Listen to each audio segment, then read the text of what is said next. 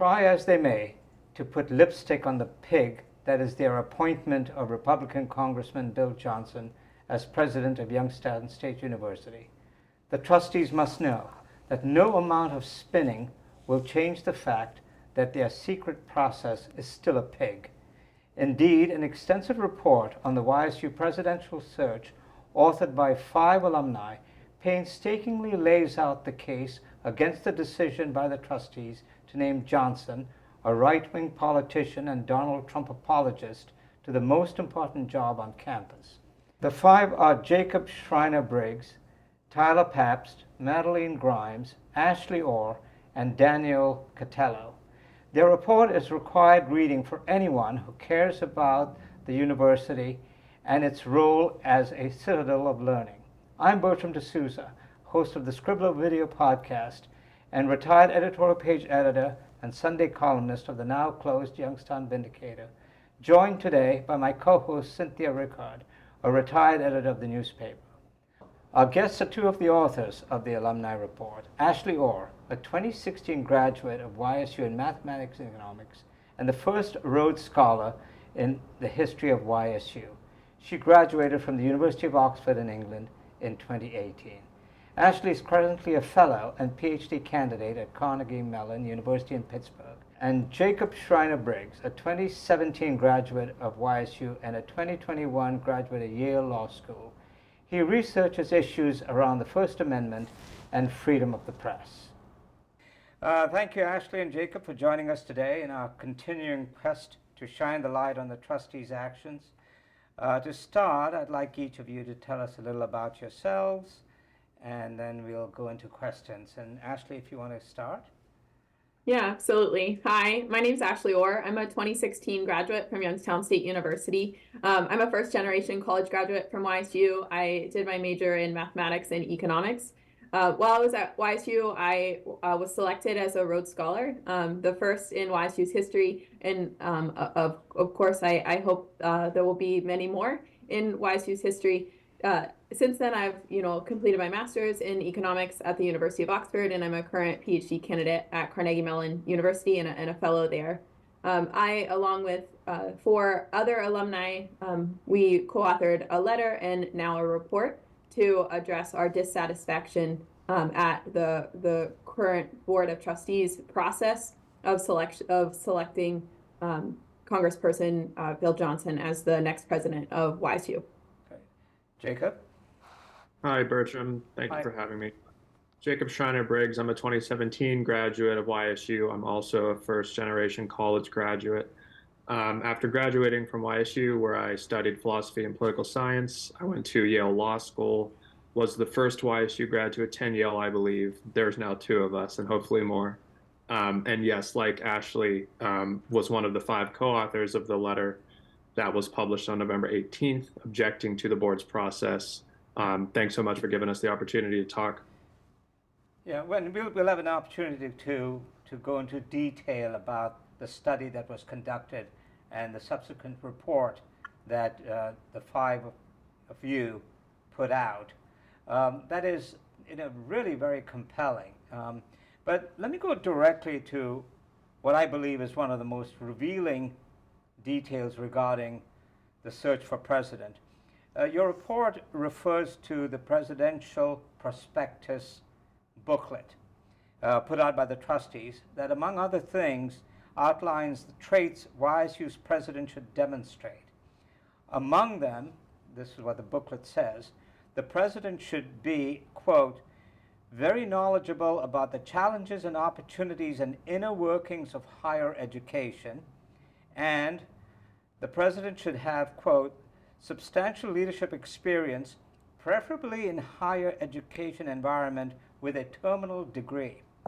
So, to both of you, in your research into this whole issue, and first of all into the process itself and also into the selection of Congressman Johnson, have you found anything in Bill Johnson's resume that meets those 2 important traits? And Jacob, if you want to go first now, and Ashley, if you want to weigh in, go ahead, please. Sure. I think that the short answer to the question is no. Uh, and that's troubling beyond the fact that it's at odds with what they stated their preferred criteria were, when we can get to that. Right. But keep in mind that the entire time they have been weathering this criticism for excluding the community from any involvement in this process, they have repeatedly invoked this survey that they administered to the community and which received 600 responses. The board has been telling us that data from that survey influenced the prospectus, Yes. what you're referring to. So now we have this list of criteria that purportedly reflects what the community told the board that it was looking for in the next president. And then we have a process that excludes the community after the fact and a candidate who does not represent the criteria that were set out. Right. I mean, the entire artifice of community involvement through this one survey is totally undercut by the candidate, by Congressman Johnson's total disconnect in terms of his qualifications from what the prospectus laid out. So yeah, that's a long answer to your question. I think the simple answer to your question is no. He isn't qualified on the criteria that the board itself released to the public. Ashley, when you saw the prospectus, and then you compared that to what the board said about Johnson, first of all, I'm sure you agree with Jacob that Johnson does not meet these criteria. So Yeah. give us your thoughts on this thing. Yeah. Well, I want to step back and address the process as well. And, Okay. and so, you know, there is, of course, the prospectus, which outlines what they were looking for in a university president and who they put forth, and, you know, who they eventually offered the contract to does not seemingly reflect what they list. But also the process by which they put forth this candidate and then hired this candidate really betrays the values, like the publicly stated values of the university, Bertram. And so I was a student at YSU for 4 years. I've remained involved as an alum and avid supporter of the university. And some of the values that I see the faculty and the students and the staff living out there are, for instance, one of the stated values of the university, which is integrity and human dignity. And this is a direct quote from YSU's missions and values statement. So we root all behaviors, decisions, and actions in the achievement of integrity, mutual respect, collegiality, equity, and inclusion. And this process, the way by which the community was systematically excluded, and then the follow-up actions where the board has not allowed alumni and community members to be heard, that process runs counter and betrays the stated values of the university. And I think that that is the root of a lot of alum, particularly my dissatisfaction. So at the beginning, you two and 3 other alum wrote this letter to the Board of Trustees, laying out not only your objections but your thoughts and what you thought was going on as far as the secrecy surrounding the whole search process, and then the ultimate selection of Bill Johnson, and the whole idea as to how it was done, whether Ohio's public records, open meetings laws were followed, and all of that. So to each of you, give me your personal reasons for why you decided to get so involved in this. What's prompting this? Jacob? I'll speak Yeah. personal first and maybe principally then. So personally, just I love YSU. I went to this fancy law school and got this fancy degree. None of it is possible without the education and support I got at Youngstown State. And I know that that's what it means to so many people who attend and graduate from that university. It's a chance to realize things that maybe you never believed you could. And it does that for so many people. And so I love YSU. Youngstown's my hometown.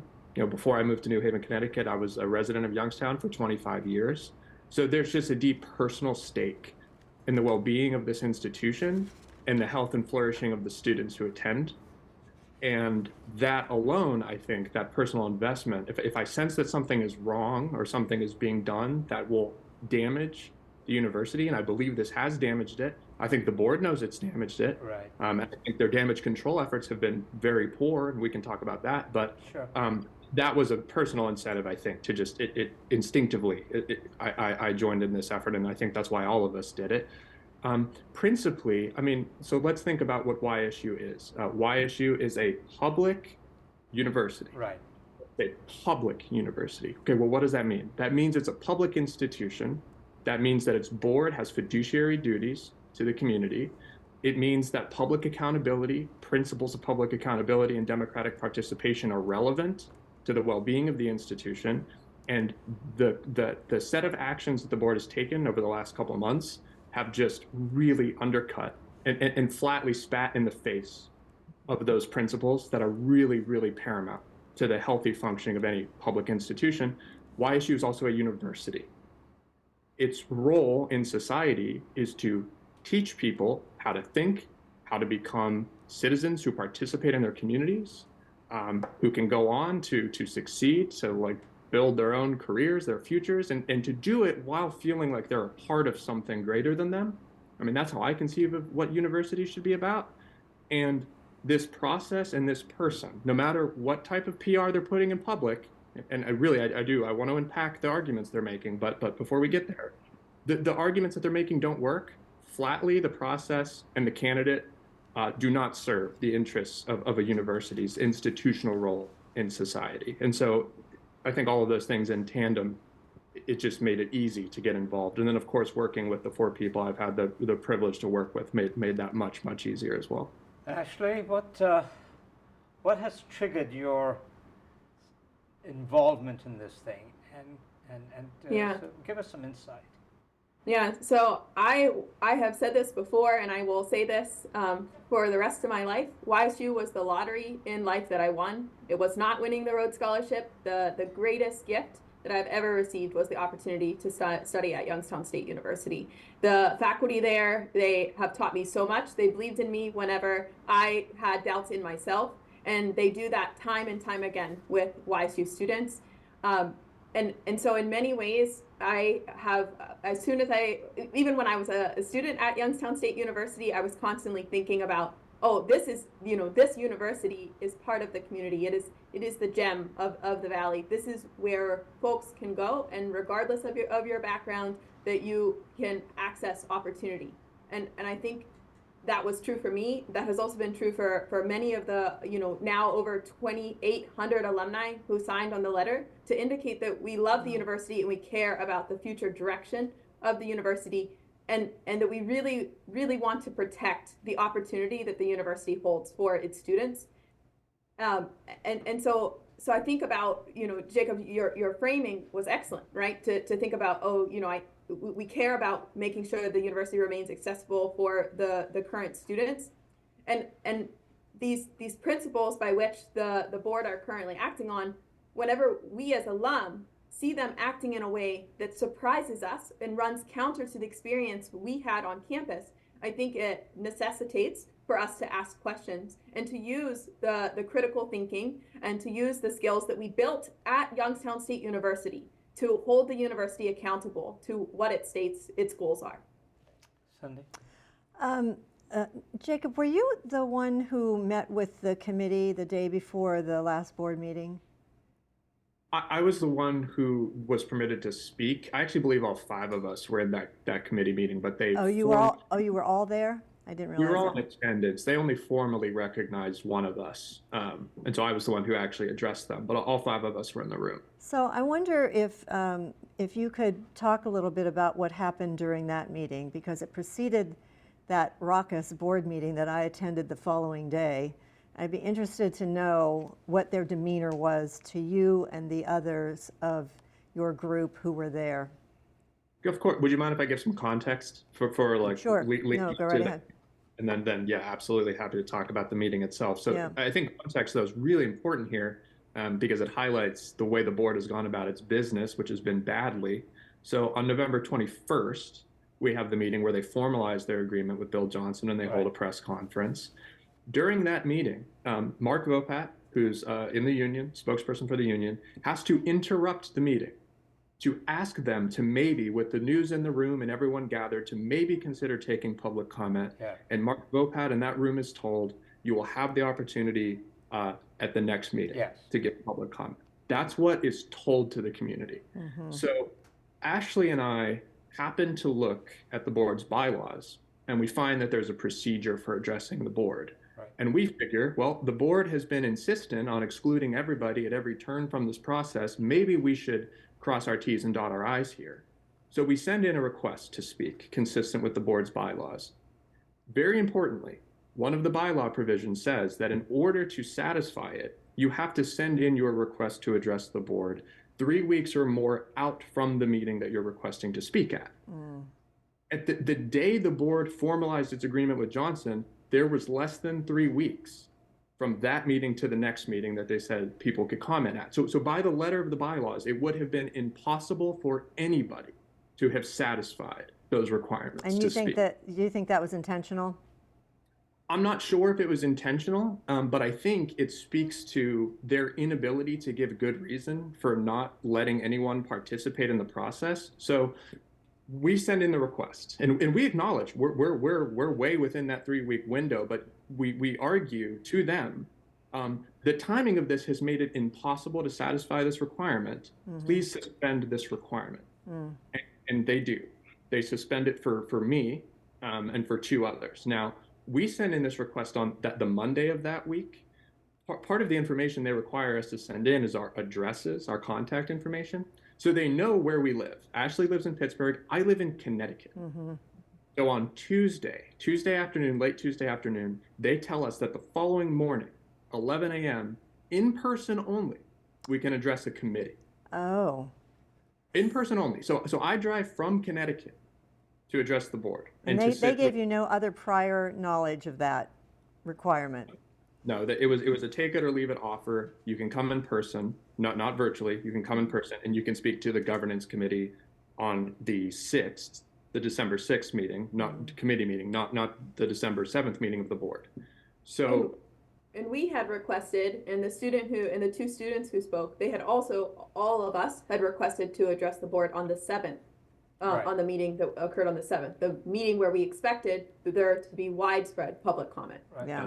That's right, because they said that. Yeah. We can't forget that. That's what they said. Yeah. So I speak on the 6th. And so, okay, so I'll tell you a bit about that. So I'm working with this group, the 5 of us. We're working together as I'm driving to prepare remarks. And we put to them 11 questions because, from our perspective, it's not enough for us to go up there and just voice the same concerns and the same criticisms that everyone has been voicing, because all of those people have been ignored this entire time. We had some pointed questions. And if you go to our report, and we really encourage you, anybody listening to this who's interested, to look at the report, it's available online. We'll make sure that there are ways to link it. If you too would be so kind, maybe in your show notes to link it. Sure. But you don't need to read the full thing. It is pretty long, but we give some key takeaways near the top of the report for you to look at. But if you look at it, my remarks are there in an appendix. You can see them precisely. And it put 11 questions to the board. Part of those questions just spoke to, why weren't your minutes posted? Why haven't your minutes been posted? I mean, as of that committee meeting, they had not posted minutes from any meeting they had held after August 18th. I think they've posted some minutes since then. But it had been months at that point since they had posted minutes from a single meeting. We asked them, why it is that half of this subcommittee that they created to recommend finalists to the full board consisted of donors to Johnson's campaigns. We asked them why it is they keep saying we should give Johnson a chance and sit down and talk to him, when all we've been asking, all anyone has been asking this entire time, was the opportunity to have that conversation with him before he was made YSU president in a closed process. And so those are just some of the remarks I gave. We were direct. I mean, we've had these questions. We weren't pulling punches. The tenor in the room felt a little strange, a little awkward. I mean, I think it was difficult for them to have these questions put to them in person. I mean, surely they had been reading online and seeing posts, but I think it's always different to be in the room with someone who so strongly disagrees with you. And then, some remarks were made at the end of the meeting saying we were heard, and that Mike Peterson said he heard us. that he appreciated, our love for the university. And to be clear, we do love YSU. All five of us love YSU. But that's not the thing that's being argued here. Right. Our love isn't up for debate. It's the propriety of this process and the total exclusion of the community. So that's how the meeting went. And then just quickly to just tie this in a little bow, and then we can move on. That's the opportunity anyone was given to address the board, was that committee meeting. So it was me, the president of SGA, and Rose McClurkin, a student who had started a petition that itself got well over 2,000 signatures. Right. In the aggregate, I think we had about 10 to 12 minutes to speak, ultimately between the three of us. Did all three of you speak, or did just you speak?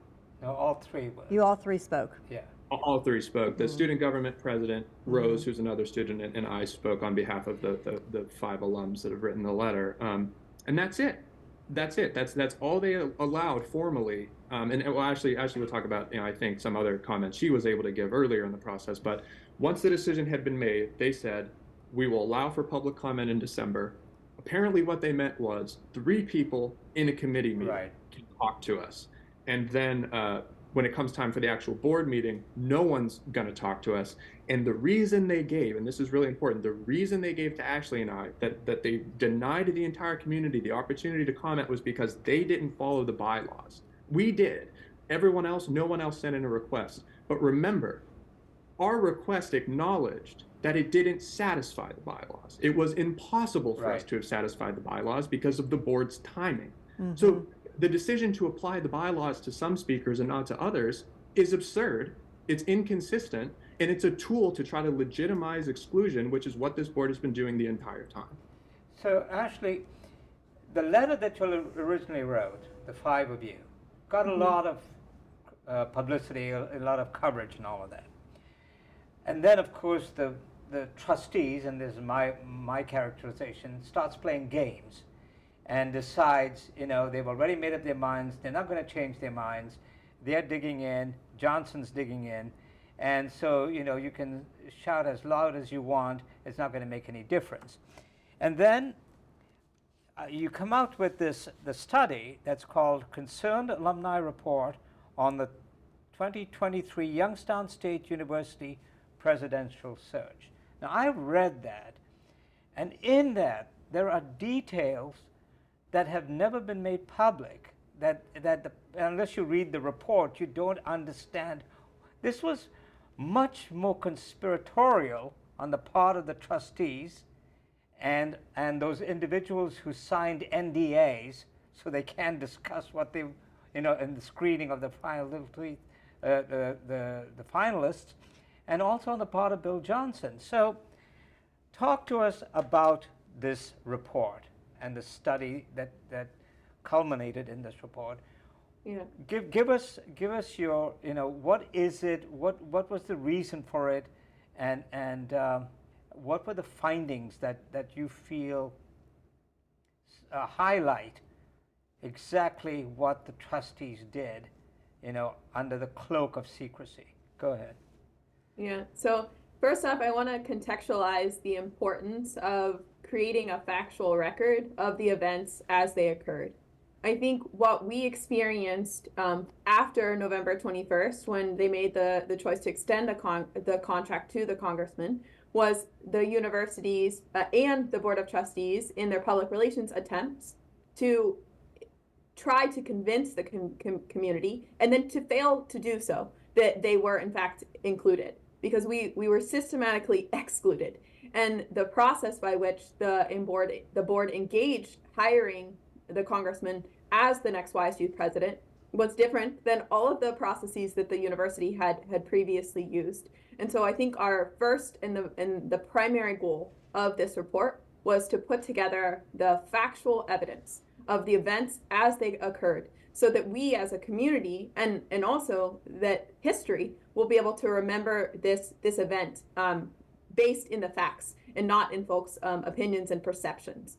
So that was the primary goal of the report. And then we also have some secondary goals of the report where we do make arguments, where we address the failures of the process, and we essentially also address how the congressman in his statements undermine both his and YSU's credibility, and how the board in their actions have really risked the reputation of the university. They have risked the financial standing of the university, alienating alumni and donors, and ultimately they have risked the culture of student inclusion on campus. And in that report, we make arguments that use the facts, which we lay out in the timeline, in order to make those arguments. But really, our hope with this report is that folks could go to it as a place to learn about, well, exactly what happened, and then also to then use their own critical thinking and evaluate our arguments and see how they feel. Do they also feel as excluded as we do? Okay, so what are some of the takeaways of this report?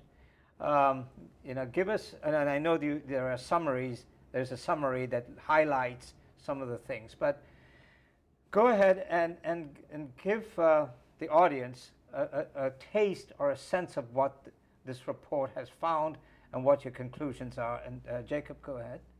Sure. So I'll just walk through some of them very quickly. And so for folks like listening, or if you're listening to this during your commute, take a look at the report. Pages 2 and 3 of the document list these takeaways. I'll just run through them very quickly now. So we know that the board created a subcommittee, the Presidential Search Guidance Committee, that it tasked with recommending finalists for the presidency to the board. 4 members total in that committee, 2 of whom FEC records show donated to Johnson's campaign.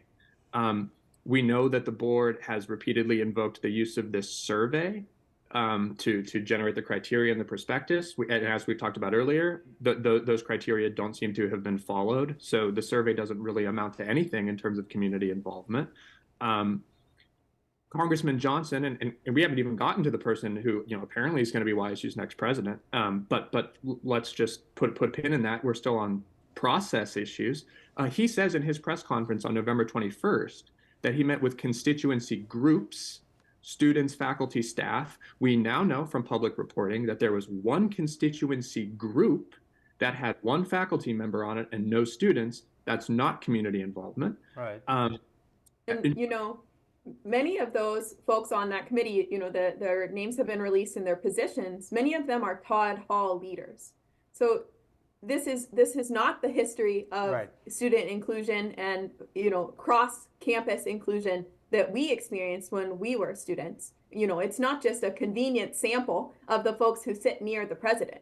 It should be a cross-campus, diverse participatory group where potentially those folks would have had an ability to be able to weigh in their assessment on the candidate.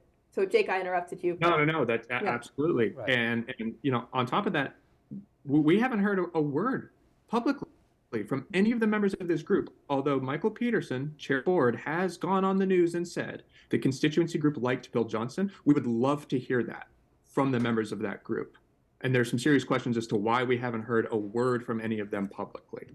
So I'll just keep going. I'll be quick. So the board reportedly interviewed 3 finalists during executive session at meetings that it held at the Avalon. The meetings that it posted online, or the notices that it posted online for those meetings did not include the fact that they would be interviewing finalists. So we don't have very clear meeting notices. The board, as we said, didn't post meeting minutes for a very long time. No minutes from any of these meetings were posted, despite Trustee Hackstead on November 21st claiming that the board had kept all appropriate documents. I wonder why it took so long for us to see any of them. Then, going down the list, the board justified its decision to start this whole process with an emergency meeting, giving reasons that don't make any sense. So let's think about this. They give 2 reasons in public. Michael Peterson publishes a statement. It goes out to the YSU community. They give 2 reasons. One is that allegedly some candidates' information was going to be made public. Right. And the other is that because they didn't give notice for this meeting, they had to classify it as an emergency meeting. Because they didn't give sufficient advance notice to the press and the public, they had to classify it as an emergency meeting. Let's just think about these 2 arguments quickly. One, if a candidate's information was going to be made public, how on earth does going public with your decision to offer the job to one of those candidates protect any of their information. There's a very serious disconnect between the justification they've given publicly for the meeting and what they actually did at that meeting.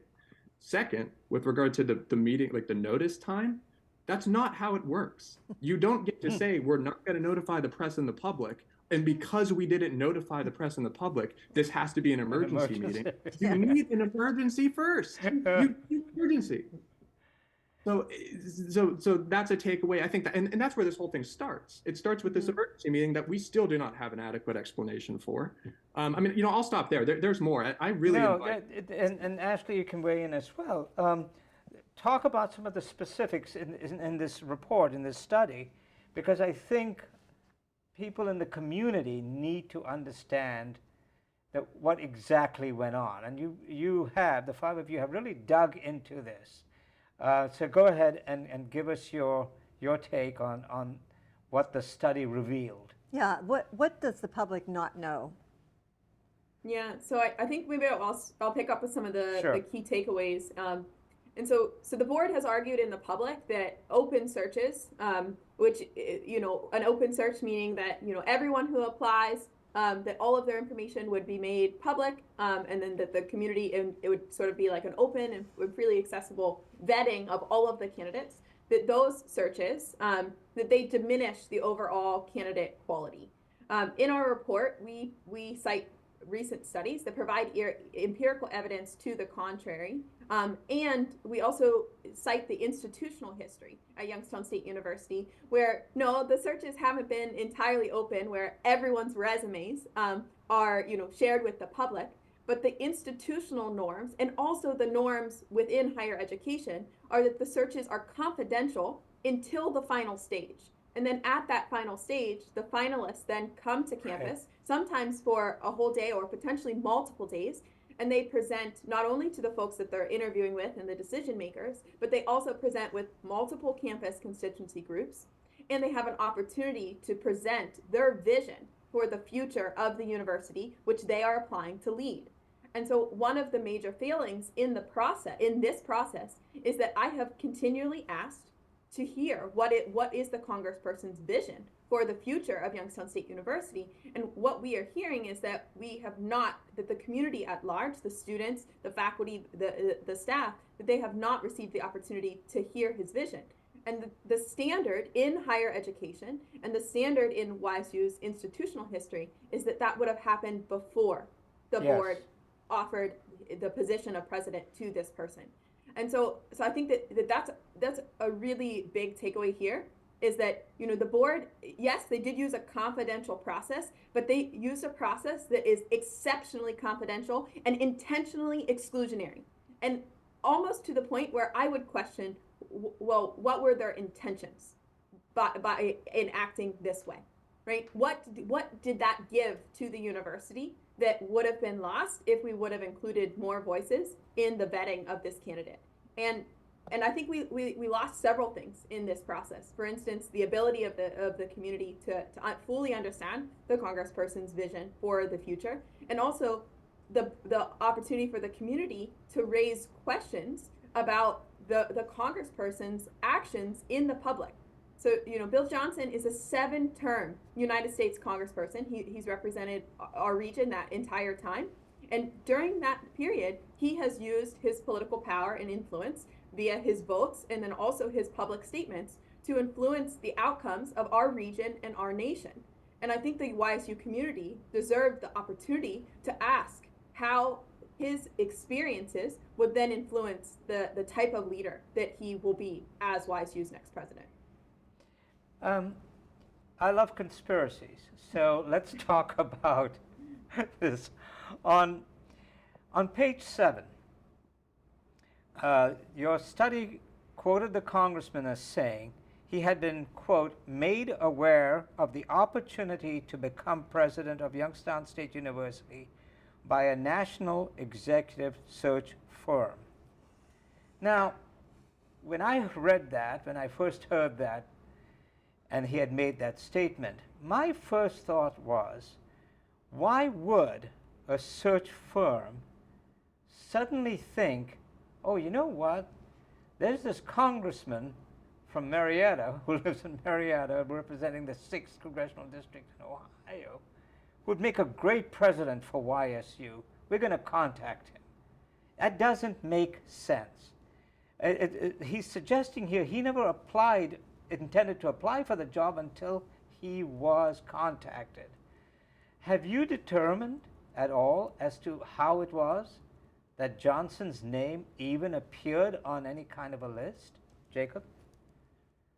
No, no, we have no idea. And I mean, not to keep making the same process-based arguments, but that really, it's really, really crucial for folks to understand how opaque and exclusionary this whole thing has been. No, we have no idea why he was approached or who approached him or why the board seems to think that it's worth throwing this entire community into turmoil over this person. We have no idea. We have some post-fact justifications that they've made publicly after the fact. Right. And that's all that we have. That's all that we have. And it is very unclear because those justifications do not stand up to the most basic scrutiny. And because we don't know anything about the deliberations of either the firm or the board before the decision was made, we're really left with nothing but the board telling us, trust us. I mean, that has been the public messaging, trust us. Yeah, but they have betrayed our trust. Yes, they have given us no reason to trust them. And it would help. I mean, I think, Bertram, to your question, I mean, it would just help to have some information. I'm not going to trust you on blind faith. What reason have you given anyone to do that? I would like to see some explanation. And to your point, no, we haven't gotten any. I mean, the only thing we get is this prospectus that just on its own terms, the congressman doesn't satisfy those criteria. Ashley? Yeah, well, I really wanted to pick up on something you were saying, Jake, which is this notion that the board extends that, we should in fact trust them. And I think that is one of the things that has been lost in their exclusion of the community in this process, that they have lost the trust of the community. And, this idea of the blindly trusting or, teaching someone to accept beliefs uncritically, that is indoctrination.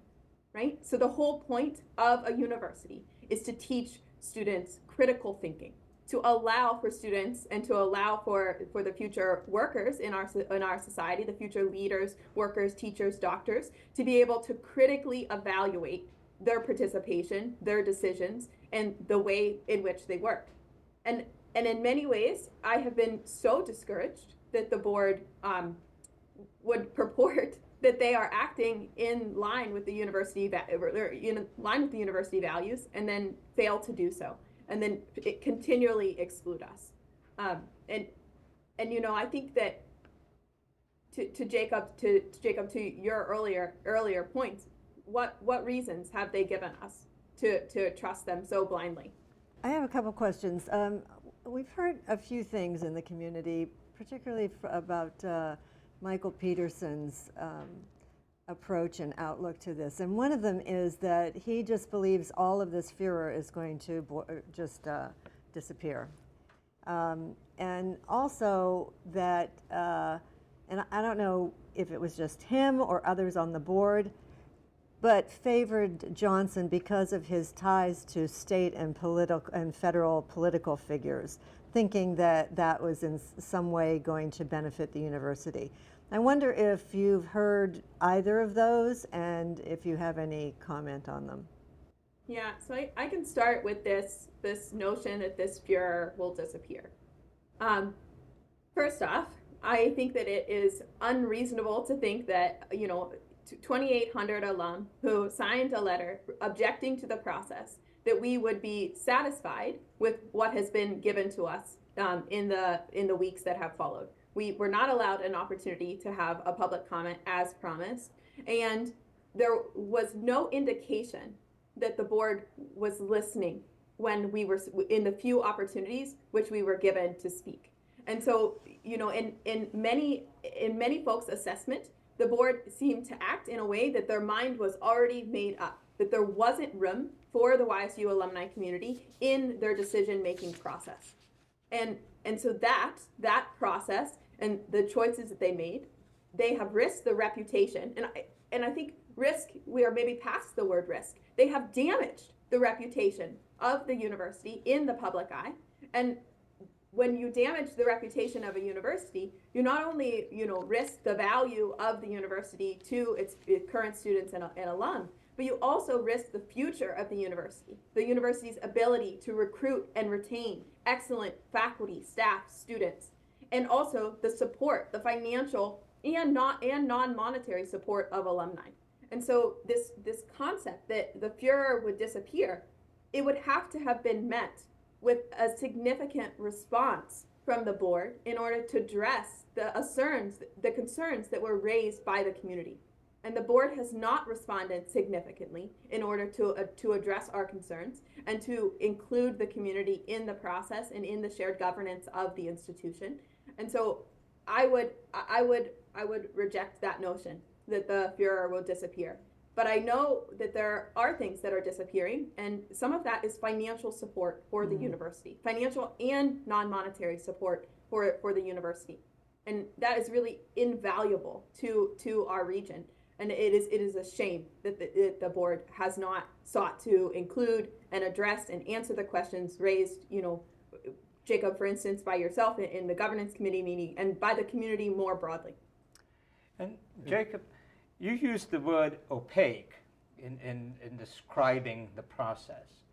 It had to be opaque because they decided the next president was going to be Bill Johnson, who, looking at his resume, looking at his background, looking at his political, right-wing beliefs, is not qualified to be president of a four-year institution of higher learning. They couldn't have had Johnson if they had an open process, because the outrage they would have heard from the community if they'd had these public hearings and public meetings and have community groups all meeting with these candidates, Johnson would never have made it. And so, given that, is there enough documentation that you have found and that when you were putting together your report that would explain how it is that they came to conclude that Johnson is the best and the brightest among the three finalists that they interviewed? So no. And the reason for that, I think, is that the factual findings of our report are just aggregations of the pre-existing public record. I mean, all we did was we went out, we read local news reporting, we read board statements, we looked at other university press releases, we looked at minutes, we looked at social science data, we looked at the norm for searches in higher education. I mean, so we gathered evidence that just already exists. We didn't even really do an original inquiry into much of this. And so that just goes back to the point of how exclusive the process has been. What we know publicly and what the board knows, there's a huge disconnect between those two things. And in that gulf of knowledge exists what must have been the board's justifications. We haven't seen them publicly. So it's not clear to us, after combing the public record, why it is that they thought it made sense to subject this community to so much turmoil over this person. Now we're hearing after the fact, there's a lot of talk about government relations. I mean, and that's why, Johnson's qualified. First of all, I would love for somebody to point me to this, where that's stated in this prospectus that you keep telling us about, that outlined your search. Where does it say that? This really seems like a justification you're giving us after the fact to retroactively justify something you did. And then, I mean, who in government is he going to connect to that's going to help YSU? I mean, when Bill Johnson was in Congress, he spent a lot of time criticizing higher education and talking about the increased overhead costs of administrative salaries. That certainly didn't stop him from taking the biggest paycheck for a YSU university president in the institution's history, to say nothing of the free housing and vacation days he gets. So I mean, what are the connections? I mean, he's not a fan of higher education. And what does that imply about the state of higher education in the state of Ohio? So the board insinuating that appointing a GOP congressman is going to give YSU preferential treatment? because that seems like a grossly like unethical and unacceptable claim. I would think better of the state of the board of the higher education governance in the state of Ohio. And can I just make just two quick points? Sorry. Go ahead. No, go ahead. In this Ashley's earlier comments, which were just incredibly on point, I want to be very clear. We're not just, five cranky alumni. We signed a letter that's been signed, or we wrote a letter that's been signed now by like 2,800 people. The student petition that Rose McClurkin signed got over 2,000 signatures. We have esteemed alum returning honorary degrees. We have the chair of the foundation resigning in protest. I mean, this is not just us. It's like part of this report, and what we wanted to do was preserve the public record of these facts, because now what we're hearing from the board and from Bill Johnson in this lengthy editorial he published in the Vindicator, what we're hearing, it seems like they think that we're just like a squeaky wheel or something, and that they're going to move forward. They're not going to look behind. I mean, these are huge swaths of important constituencies in the university community that are outraged by this decision. It's not a few complainers. It's a collectivity that was systematically excluded. And it's just unacceptable. Just across the board, it's been unacceptable. Well, and including the roster of former trustees who also weighed in on the procedure. I'm wondering if any of these groups that have expressed their dismay at all of this, are you communicating with each other, and are you hearing anything from donors about how this is actually going to impact YSU? Because the big concern is, I mean, besides it damaging the university is an enormous part of this community. So if the university falls, this community falls. And I'm wondering if you're hearing from any donors or other leaders of these other groups that are getting involved in this. Yeah, so we have heard from hundreds of donors who have said that they have contacted the YSU Foundation.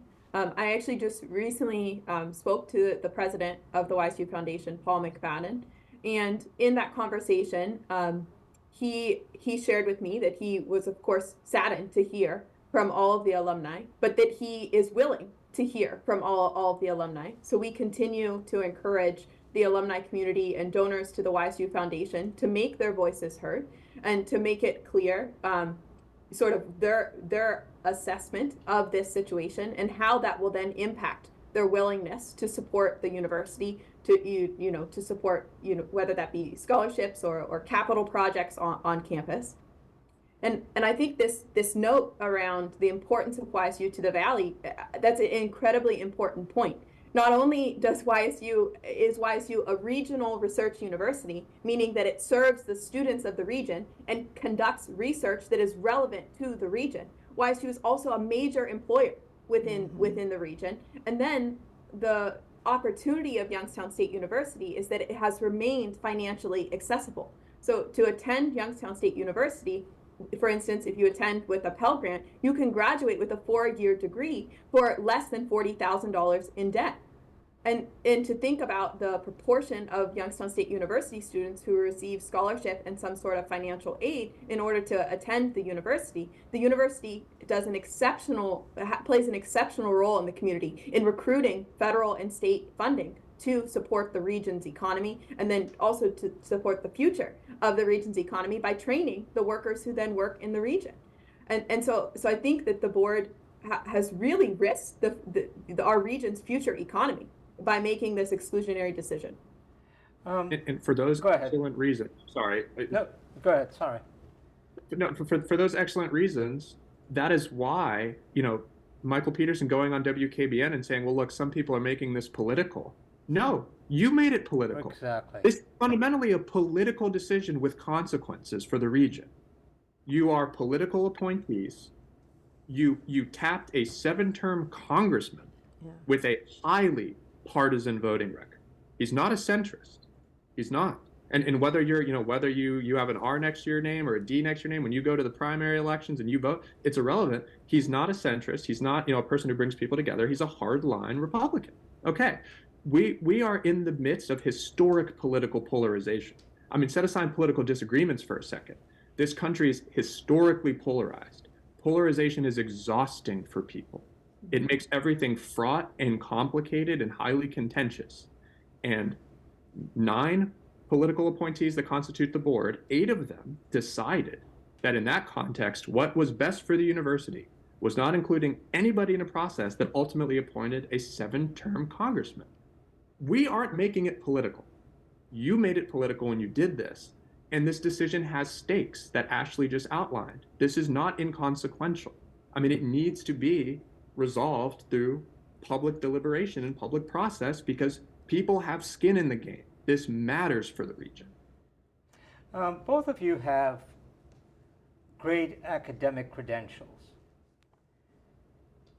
Are you insulted that a person with what I have called a tissue-thin resume, a person who has denigrated higher education, a person who doesn't have a terminal degree, is going to lead the university that you both have said you love and gave you the opportunities that now exist for you? Ashley? I think the short answer is yes, but I want to caveat that with, we haven't had a chance to see the resume and the application materials that the congressman put forth. We haven't had a chance to be included in the process by which he, if he did at all, present his vision for the future of the university.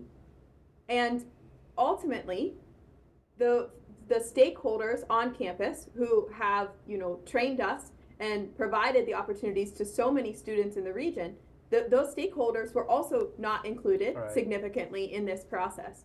And so I think, sure, I guess the right word is it might be insulted, but I think my true assessment is that I feel excluded, and that runs counter to the experiences that I had when I was a Youngstown State University student.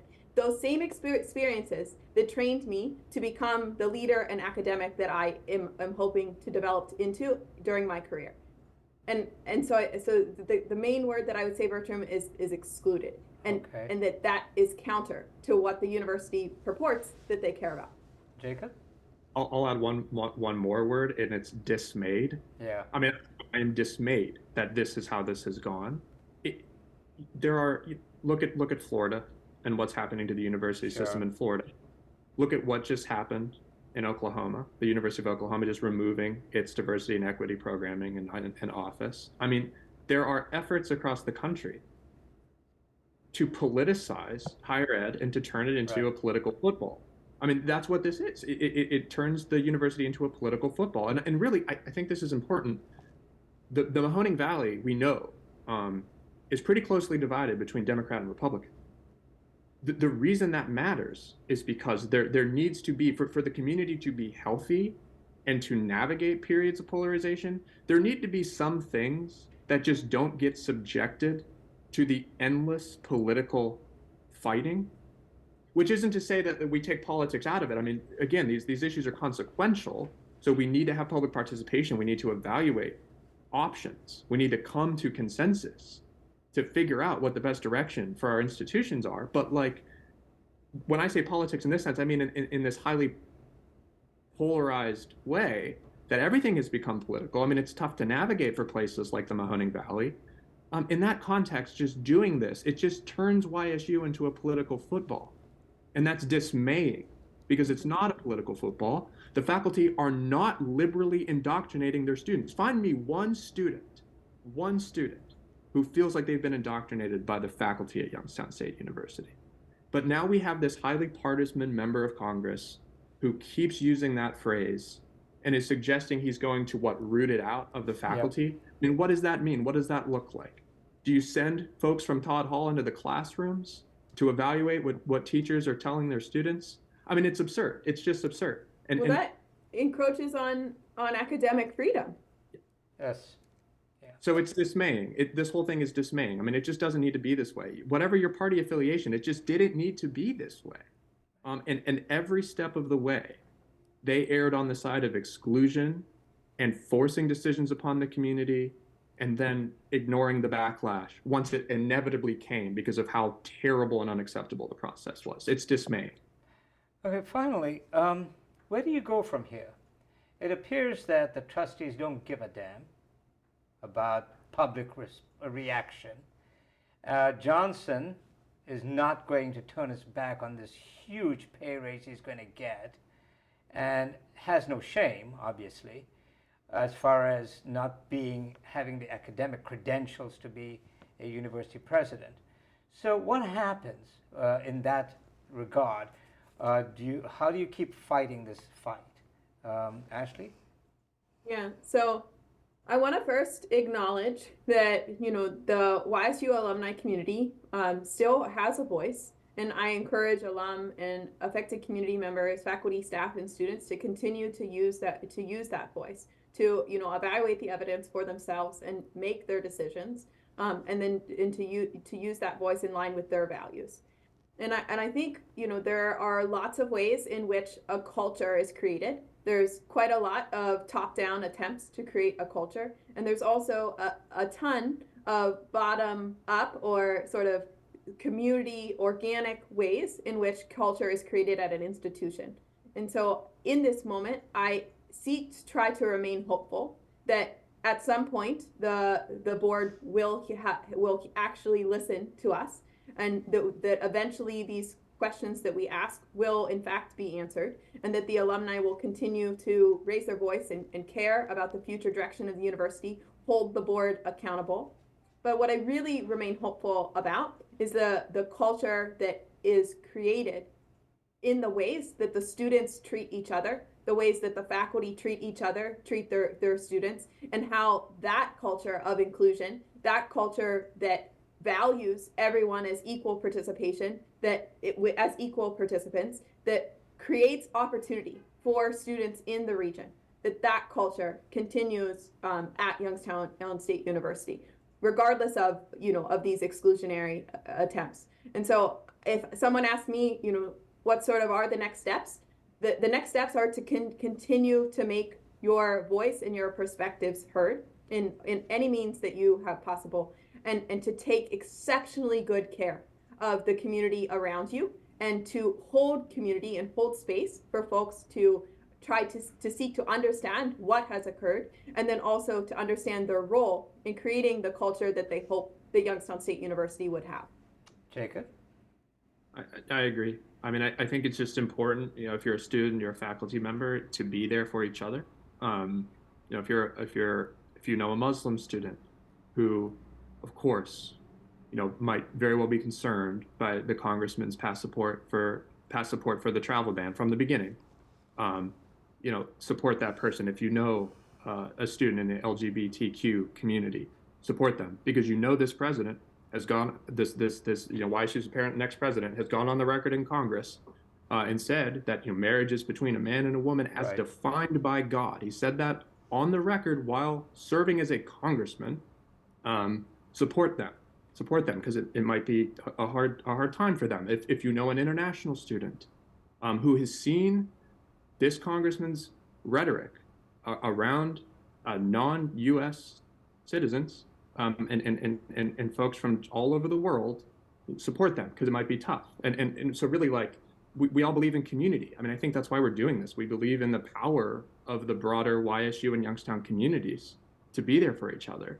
And it just might be a time now where people really need to buckle down and do that, because yes, the board has been obstinate, and we're not going to stop fighting, but it's really important that we don't look from the top down, because they've ignored us. I mean, they have no interest in working with us from the top down. So solutions and support will come from the bottom up. And in a sense, that's all we've been saying, is that's how it should be.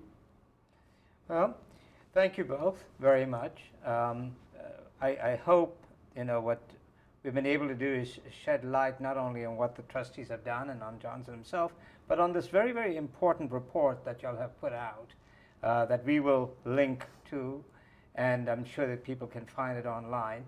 And I'd like you to come back again in the new year and to continue this discussion, because Cindy and I are certainly not going to to drop it. There's too much at stake here. So again, Merry Christmas, Happy New Year, Happy Holidays, and thank you for joining us. Thank you for hosting us. Thank you both. Good to see you both. Hope to see you again. We thank Ashley and Jacob for joining us and providing important insights into the games played by YSU trustees and gifting the presidency to right-wing Congressman Johnson. He will be taking office in March, which means the fight isn't over. We plan to mark the start of the spring 2024 semester in January with a live call-in video podcast. It will enable the university community and the community at large to be heard. That's something the trustees have refused to do. We will publicize the date and time and provide a call-in number. This is the final podcast of the year. Over the past 12 months, we tackled many controversial social and political issues. However, we're most proud of the fact that we remain steadfast in our opposition to conservative politicians in Columbus and around the state who are determined to take away a woman's right to choose what to do with her own body. The passage of the constitutional amendment that guarantees reproductive freedom, including abortion rights, was an important victory for Ohioans who worry about the extremist tilt of the state. Next year's presidential election will show whether the many grassroots, religious, and political organizations that came together to pass the reproductive freedom issue will remain a force to be reckoned with. I'm Cynthia Rickard, who along with my co-host Bertram de Souza wish you and yours happy holidays. Finally, a special thank you to Andy Kunkel, the producer, technical director, and videographer of this podcast. Without his expertise, knowledge, and commitment, we would not have been able to exist for the past 4 years. We also thank Megan Christensen for her artistic contributions, advice, and encouragement, and we wish them and their families the happiest of holidays.